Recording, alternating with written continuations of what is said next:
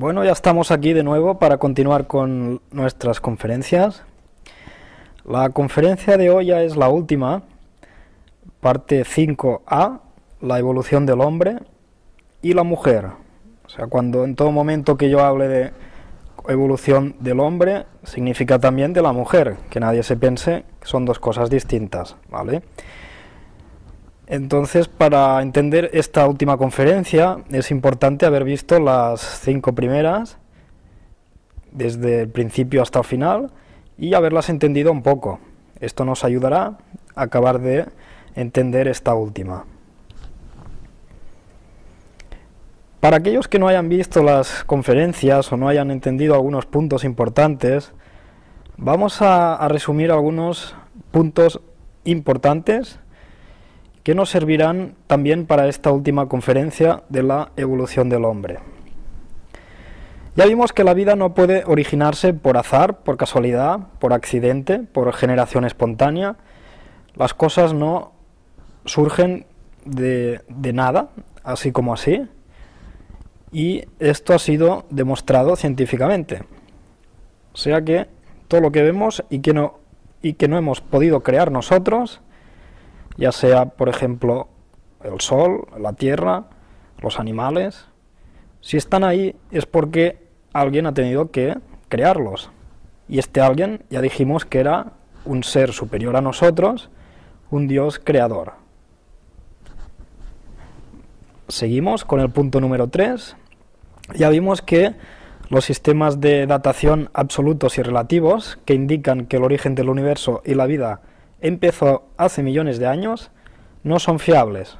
Esto ya lo vimos en la segunda conferencia.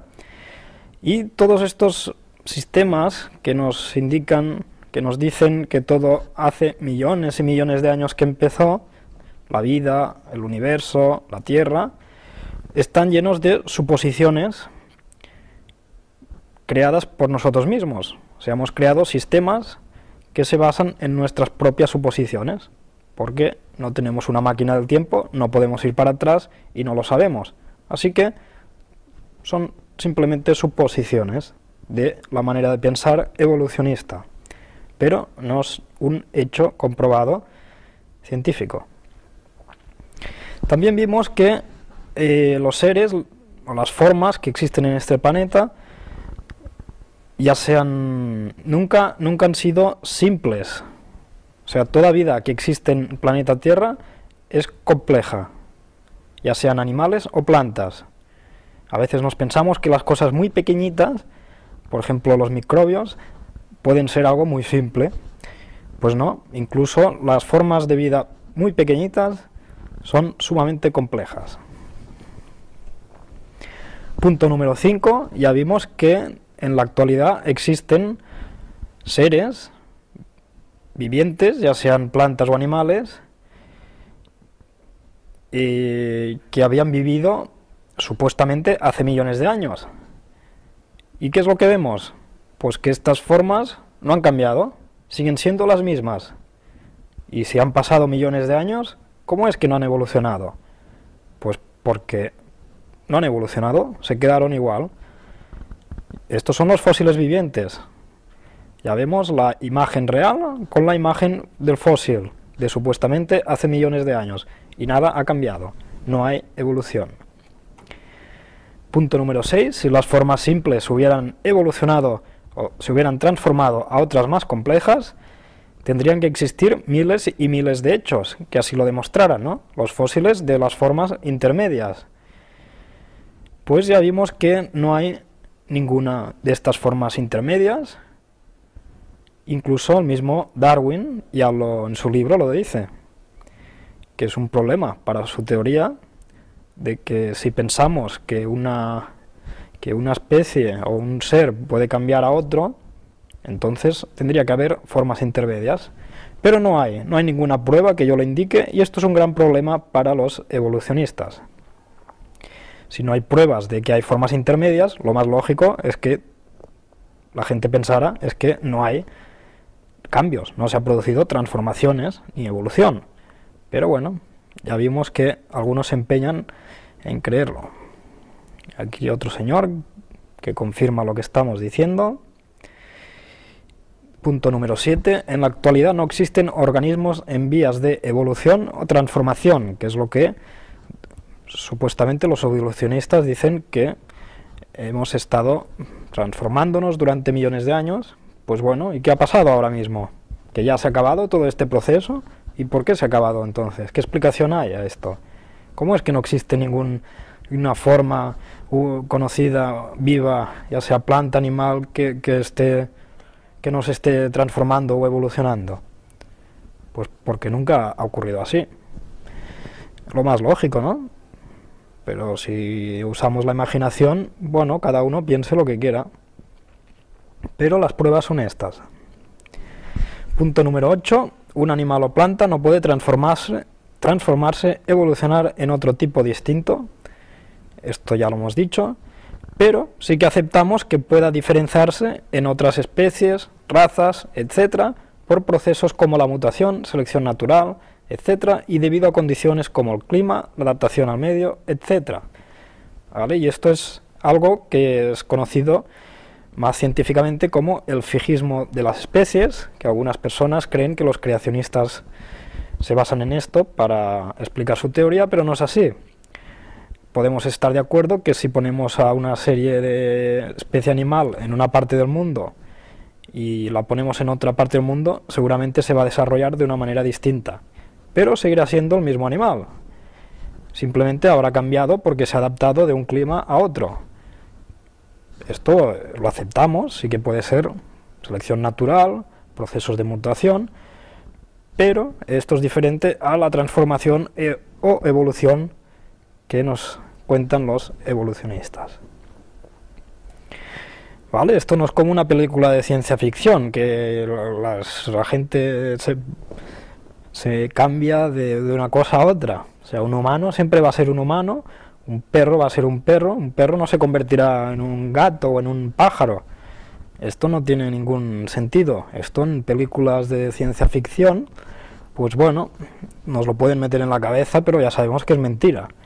Entonces, ¿por qué vamos a creer que los humanos vienen de otro que no es humano?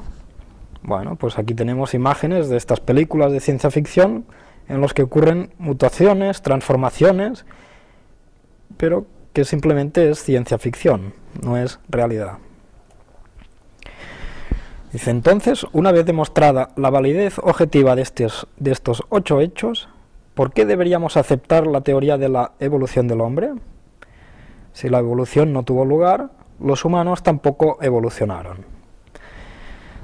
Y en esto va a consistir esta conferencia última, en la evolución del hombre, o la supuesta evolución del hombre, y vamos a ver un poco todo desde el principio. Queremos conocer no solo la teoría de la evolución en sí, sino la historia que hay detrás de esta teoría de la evolución, porque va totalmente relacionada a la teoría y es necesario conocerla para entender qué es lo que está pasando y por qué pasó de esta manera y por qué la gente sigue creyendo en una historia que no es científica ni real, pero que se ha metido en la cabeza de casi, podríamos decir, todo el mundo.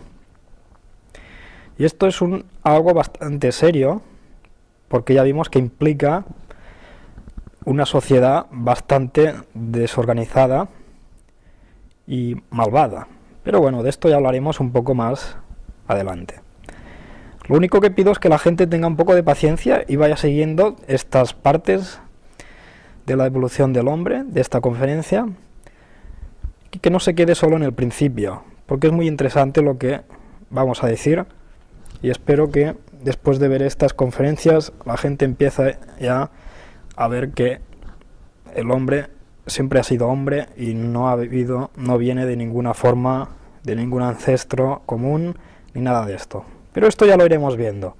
Vamos a empezar con este primer apartado que hemos titulado Historia de la teoría de la evolución del hombre antes de la teoría de la evolución del hombre. Alguien podría pensar ¿qué significa este juego de palabras, ¿no? Pues básicamente lo que significa, y como veremos, es que ya antes de proponerse una teoría de la evolución del hombre, ya existía esta teoría. Bueno, un poco raro, ¿no? Pues ahora veremos por qué es así esto. Vamos a empezar un poco a conocer algunos detalles históricos desde finales de la Edad Media y iremos viendo hasta siglo XIX-XX qué es lo que ha ido pasando en una serie de ideologías y la sociedad de la época y algunas creencias y ciencias de aquellos tiempos. Es necesario entender un poco de esto antes de ver exactamente lo que es la teoría de la evolución del hombre. Bueno, en la Edad Media ya sabemos que la Iglesia Católica dominaba la sociedad europea y en esos momentos se aceptaba la creación y el diluvio y el catastrofismo. El arzobispo Ussher promulgó que la creación ocurrió 6.000 años antes, esto ya lo vimos, y entonces no había motivo para pensar que los humanos habíamos evolucionado de formas más simples. Básicamente la gente ya pensaba que, bueno, Dios lo había creado hacía 6.000 años, un poco lo que dice la Biblia. En esto no había problema. Pero lo que había hecho la Iglesia Católica es haber introducido en el relato bíblico creencias de la filosofía griega pagana, Platón, etc., y otras creencias erróneas. Estas creencias, por ejemplo, eran la creencia de la inmortalidad del alma, la creencia en el cielo y el infierno, la creencia que la extinción no era posible, cosa que hizo Dios en el diluvio, que la naturaleza era perfecta, que en realidad no lo era, debido a las consecuencias ocurridas en la naturaleza después del pecado, y esto ya lo vimos. Y estas series de creencias se habían mezclado en lo que sería el catolicismo. Nos dice, en el siglo XII los europeos medievales tuvieron acceso a obras de Platón y Aristóteles, y los pensadores cristianos de la escuela escolástica, o sea, una escuela dominante del pensamiento medieval, que intentó utilizar la filosofía grecolatina clásica para comprender la revelación religiosa del cristianismo. O sea, se introducen ideas que no eran de la Biblia, pero se usan, en este caso, dice, para combinar la clasificación aristotélica de la bondad de Dios y la presencia de todas las formas de vida potenciales en una creación perfecta, para organizar todos los seres vivos, inanimados y espirituales en un enorme sistema interconectado, la Scala Naturae, también denominada cadena de los seres.